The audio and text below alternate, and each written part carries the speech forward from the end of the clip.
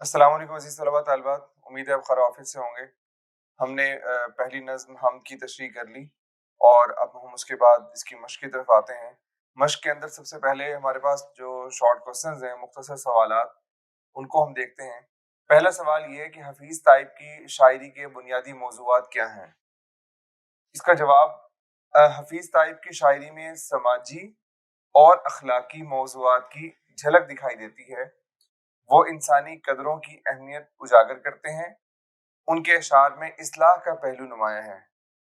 اس کو اب سمجھ لیں کہ وہ کہتے ہیں کہ حفیظ طیب کی شاعری میں سماجی اور اخلاقی موضوعات کی جھلک دکھائی دیتے ہیں، کہ وہ اپنی شاعری کے ذریعے جو معاشرے کے اندر ایک اچھی تبدیلی ہے وہ لانا چاہتے ہیں، اور معاشرے کے اندر جو انسانی قدروں کی اہمیت اجاگر کرتے ہیں، جو ویلیوز ہیں انسانی اور اچھے اخلاق ہیں، ان کی اہمیت کو وہ بیان کرتے ہیں اپنی شاعری کے ذریعے۔ اور ان کی اشعار میں اصلاح کا پہلو نمایاں ہے، کہ اصلاح کرنے کی طرف ان کے، جس طرح علامہ اقبال رحمۃ اللہ علیہ کی شاعری اصلاح کی طرف ہے اور قوم کو بیدار کرنے کے لیے ہے، بالکل اس طرح ان کی شاعری بھی قوم کو بیدار کرنے کے لیے اور قوم کی اصلاح کرنے کے لیے ہے۔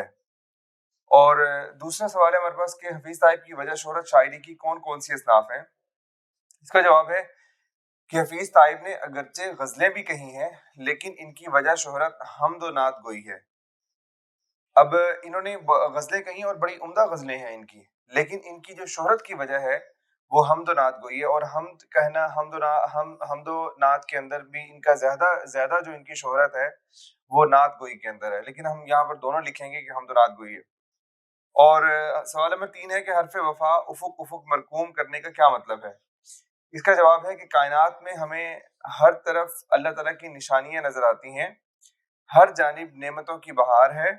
یہ نشانیاں اور نعمتیں گویا اللہ کی محبت کی داستانیں ہیں جو ہر طرف لکھی ہوئی ہیں۔ اب یہاں ہم نے تشریح کے اندر اس شعر کو اچھی طرح ہم نے پڑھا تھا کہ حرف وفا افق افق مرقوم، مرقوم کا مطلب لکھا ہوا، کہ گویا کہ اللہ تعالیٰ نے اپنی چاروں طرف نعمتیں بکھیر کر اپنی محبت کی داستانیں ہر طرف لکھ دی ہیں۔ تو اس کا یہ جواب آپ کو سمجھ آ گیا ہوگا۔ اور اس کے بعد ہے ہمارا کوسچن نمبر 4 ہے کہ شان جلال اور رنگ جمال سے شاعر کی کیا مراد ہے؟ اس کا جواب تھوڑا سا لمبا ہو گیا، لیکن اتنا زیادہ بھی لمبا نہیں ہے، کہ شان جلال کا مطلب ہے بڑائی کا روب، اور رنگ جلال کا معنی ہے خوبصورتی۔ دوبارہ دیکھیں، شان جلال کا مطلب ہے بڑائی کا روب، اور رنگ جمال کا معنی خوبصورتی ہے۔ شاعر کہتا ہے کہ پہاڑوں کو دیکھ کر جو ہیبت طاری ہوتی ہے، ہیبت کا مطلب روب، جو ہیبت طاری ہوتی ہے وہ بھی اللہ کی ہے، اور نعمتوں کی بہاریں بھی اسی کے دم سے قائم ہیں۔ یہ ہمارا کوسچن نمبر 4 ہو گیا۔ یہ 4 ہمارے کوسچن ہو گئے۔ اب 5واں کوسچن دیکھتے ہیں۔ یہ ہمارا سوال نمبر 5 ہے، اور اس میں وہ کہتے ہیں کہ اس نظم کی حیت کیا ہے، وضاحت کریں۔ اس کا جواب ہے کہ حیت کے لحاظ سے یہ پابند نظم ہے، اس کی غزل والی حیت ہے۔ اس میں صنعت تکرار کا خوبصورتی سے استعمال کیا گیا ہے۔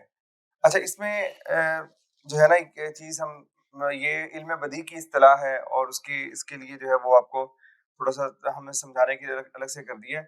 بس اس میں اتنا یہ سمجھ لیں کہ حیت کے لحاظ سے یہ پابند نظم ہے، کہ حیت کے لحاظ سے، حیت کا لفظی مطلب ہوتا ہے شکل و صورت، تو حیت کے لحاظ سے نظم کی کچھ اقسام ہیں، اور وہ ہم یہاں پر ڈسکس نہیں کر رہے، بات بہت لمبی ہو جائے گی۔ تو ان میں سے یہ پابند نظم کہلاتی ہے۔ اور دوسرا جملہ آپ یوں لکھیں گے کہ اس کی غزل والی حیت ہے، اور اس میں صنعت تکرار کا خوبصورتی سے استعمال کیا گیا ہے۔ تکرار کا مطلب ہوتا ہے بار بار آنا۔ اب یہ اضافی سوال یہاں پر میں نے ایک لکھا آپ کو سمجھانے کے لیے، کہ صنعت تکرار چونکہ اس نظم کا خاصہ ہے، اس حمد کا، اس میں الفاظ بار بار استعمال ہو رہے ہیں، اور یہ صنعت تکرار کے لحاظ سے بڑی مشہور نظم ہے، تو اس لیے آپ کے معلومات میں اضافے کے لیے کہ صنعت تکرار کسے کہتے ہیں، اس کا جواب ہے کہ وہ دو لفظ جو کتابت، تلفظ اور معنی میں ایک ہوں۔ کتابت مطلب لکھنا، تلفظ مطلب بولنا، اس کو پروناؤنس کرنا، اور معنی یعنی مطلب اس میں ایک ہوں، ان کو کلام میں برابر جمع کرنا صنعت تکرار کہلاتا ہے۔ مطلب ایک ہی لفظ کو دو مرتبہ لے کر آنا، وہ جو ہے یہ صنعت تکرار کہلائے گا۔ اسے تکرار لفظی بھی کہتے ہیں۔ جیسے یہ شعر دیکھیں، ہماری پوری حمد ہم نے پڑھ لی، اس کا آخری یہ شعر ہے، مقطع ہے کہ سوزاں ہے کس کی یاد میں تائب نفس نفس، فرقت میں کس کی شعلہ نوا ہے افق افق۔ اب یہ نفس نفس اور افق افق، یہ جو ہے کیا ہے، یہ اس میں یہ سند تکرار ہے کہ نشار میں نفس نفس اور افق افق سند تکرار ہے۔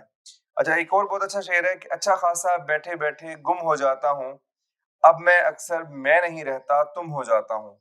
تو یہاں پر اب اس کے اندر بیٹھے بیٹھے یہ سند تکرار کا استعمال ہے۔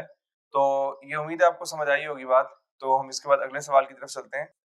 یہ سوال نمبر 4 ہے ہمارے پاس۔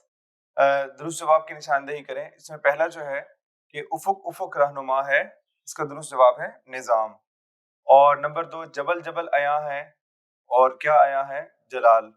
صدف صدف میں مکتوم ہے موج کرم، اور اللہ کی محبت میں داغ داغ ہیں اہل محبت۔ شعلہ نوائی کا سبب ہے فرقت۔ تو یہ ہمارے جو ایم سی کیوز آپ کے آگے۔ اچھا اس کے بعد جو آخری ہمارا یہ اس کے بعد کوسچن نمبر 5 ہے کہ لغت کی مدد سے درج الفاظ کے معنی تلاش کریں اور اعراب لگا کر تلفظ واضح کریں۔ اچھا یہ ہم نے ویسے تشریح کے اندر ہم نے یہ ساری چیزیں کر لی ہیں، لیکن ہم اس کو چونکہ مشق کے اندر سوال ہے اس کو الگ سے بھی کر لیتے ہیں۔ نظام، اس کے زیر زبر پیش میں نے لگا دی ہیں، تو آپ اس کو ذرا دیکھیں گے تو امید ہے آپ کو یہ نظر آ رہا ہوگا۔ تو نظام کا معنی کیا ہے؟ ترتیب۔ افق، یہ فے کے اوپر بھی جو ہے وہ الف کے اوپر بھی پیش ہے، فے کے اوپر بھی پیش ہے، اور یہ قاف کے اوپر جزم ہے۔ آپ کو یہ تو پتا ہوگا نا کہ یہ جزم جو ہوتی ہے یہ ایسے دال کا نشان ہوتا ہے، یا اس کو ایسے بھی لکھ سکتے ہیں۔ تو اس کو جزم کہتے ہیں کہ جہاں پر زیر زبر یا پیش تینوں نہ ہوں، ان تینوں میں سے کوئی بھی نہ ہو تو وہ حرف ساکن کہلاتا ہے اور اس کے اوپر جزم لگائی جاتی ہے۔ ٹھیک ہے، مطلب یہ لفظ افق ہے آسمان کا کنارہ۔ دوام، دال کے اوپر زبر، واو کے اوپر زبر اور میم کے اوپر جزم، اس کا مطلب ہمیشگی۔ جلال، روب، عظمت، بڑائی۔ جبل، جبل کا مطلب پہاڑ، اور مکتوم، چھپا ہوا، پوشیدہ۔ اور صدف، موتی کا خول۔ مرقوم، لکھا ہوا۔ سوزاں، سین کے اوپر جو ہے وہ زبر آئے گی۔ دہکتا ہوا، جلتا ہوا۔ حشر، قیامت، ہنگامہ، ہلچل۔ یہ ہماری جو مشق تھی، اس کے بعد جو کچھ ڈیفینیشن دی ہوئی ہیں ہم اس کو دیکھتے ہیں۔ یہ مشق کے آخر میں کچھ تعریفات دی ہوئی ہیں، اس کو ہم دیکھ لیتے ہیں کہ اصناف شعری موضوع کے اعتبار سے۔ اصناف کا مطلب کیا ہوتا ہے؟ اصناف صنف کی جمع ہے، اور صنف کا مطلب قسم، کہ مطلب شعر کی جو شعر کہے جاتے ہیں، شعروں کے لحاظ سے جو اقسام ہیں وہ موضوع کے اعتبار سے ان کی چند قسمیں بیان کی گئی ہیں۔ حمد، جس نظم میں اللہ تعالیٰ کی وحدانیت، ربوبیت، یکتائی اور دیگر صفات کا بیان ہو۔ آپ بچپن میں پڑھتے آ رہے ہیں کہ ہم جو ہے اس میں اللہ تعالیٰ کی تعریف ہوتی ہے، وہ بالکل تعریف وہ صحیح ہے، لیکن اب آپ ماشاءاللہ بڑے ہو گئے ہیں، اب یہ تھوڑی سی اس میں وضاحت آپ کر دیں گے۔ جس نظم میں اللہ تعالیٰ کی وحدانیت، ربوبیت، یکتائی اور دیگر صفات کا بیان ہو۔ نعت، جس نظم میں سرکار دو عالم صلی اللہ علیہ وآلہ وسلم کی شان و شوکت، اوصاف اور افعال کا بیان ہو، یہ نعت ہے۔ منقبت، اب یہ تینوں ہیں تعریف سے ہی متعلق، کہ اس کے اندر تعریف بیان کی جاتی ہے۔ منقبت کسے کہتے ہیں؟ کہ جس نظم میں اہل بیت، صحابہ کرام رضوان اللہ تعالیٰ علیہم اجمعین، اور اولیاء اعظام، بزرگان دین، یا کسی معروف شخصیت، معروف مطلب مشہور شخصیت کے اوصاف بیان کیے جائیں، یہ منقبت ہے۔ کسی بزرگ کے بارے میں، یا کسی جو ہے وہ صحابی کے بارے میں، یا اہل بیت میں حضرات میں سے، اہل بیت کرام میں سے کسی شخصیت کے بارے میں اگر کوئی نعت کہتے ہیں، کوئی نظم کہتے ہیں، تو وہ منقبت کہلائے گی۔ اس کے بعد ہے مناجات، کہتے ہیں جس نظم میں اللہ کے حضور اپنے گناہوں کا اعتراف کرتے ہوئے رکت انگیز انداز میں التجائیں اور دعا کی جائیں۔ مطلب رکت انگیز انداز کیا ہوتا ہے؟ گڑ گڑاتے ہوئے، روتے ہوئے، اور اس کیفیت کے ساتھ جو دعائیں کی جائیں، تو اس کو کیا کہتے ہیں؟ مناجات۔ مطلب اب یہ مناجات ایک نظم ہی ہے کہ مطلب نظم کے اندر جو ایسے شعر ہیں اس کے اندر آپ دعائیں مانگ رہے ہیں، شعروں کی صورت میں دعائیں مانگ رہے ہیں، اور انداز ہم اللہ تعالیٰ کے سامنے عاجزی کرتے ہوئے، تو یہ التجائیں اور یہ دعائیں، یہ نظم جو ہوگی یہ مناجات کہلائے گی۔ تو یہ ہماری مشق الحمدللہ ختم ہو گئی ہے۔ تو اس کے متعلق آپ کو کوئی بھی بات پوچھنا ہو تو آپ کمنٹ سیکشن میں ضرور پوچھیے گا۔ جو باقی جو سوالات تھے جو سرگرمیوں سے متعلق تھے کہ بچوں یہ آواز بلند پڑھائیں یا اس طرح کا اور جو ہے وہ کام کریں، ایکٹیویٹیز ہیں، تو وہ ہمارے پیپر سے ریلیٹ نہیں کرتی، وہ اپنے ایکٹیویٹیز آپ نے خود کرنی ہے، کلاس روم میں آپ نے وہ کریں گے۔ تو جو پیپر سے متعلق جتنی چیزیں تھیں ہم نے یہاں پر ڈسکس کر لی۔ اچھا اس کے اندر ایک اور بات آپ کو بتاؤں کہ جو MCQs ہم نے کیے ہیں نا یہاں پر، تو اس کے علاوہ بھی MCQs بن سکتے ہیں. تو ہم نے جو شروع میں ہم نے انداز ہی یہ اختیار کیا تھا، میں نے اس میں یہ کوشش کی ہے کہ آپ کے جو MCQs جو مطلب زیادہ سے زیادہ جو بن سکتے ہیں وہ سارے کے سارے ہم یہاں پر ڈسکس کر لیں. اور خاص طور پر ہم نے جو شروع میں شاعر کا تعارف پڑھا ہے، اس کے اندر سے جو MCQs بن سکتے ہیں یا شارٹ کوسچن اضافی جو بن سکتے ہیں، وہ سارے ہم نے وہاں پر پوائنٹس کی صورت میں ڈسکس کر لیے ہیں. پوائنٹس کی صورت میں ڈسکس کرنے کا فائدہ یہ ہوتا ہے کہ چاہے وہ MCQs بن جائے، چاہے وہ شارٹ کوسچن بن جائے، چاہے وہ کچھ بھی بن جائے، آپ کو وہ چیز جب پتہ ہے تو وہ کسی انداز میں بھی اگر آپ سے پوچھ لی جائے تو آپ کو اس کا جواب آتا ہوگا، مطلب آپ کو وہ بات سمجھ آ جائے گی.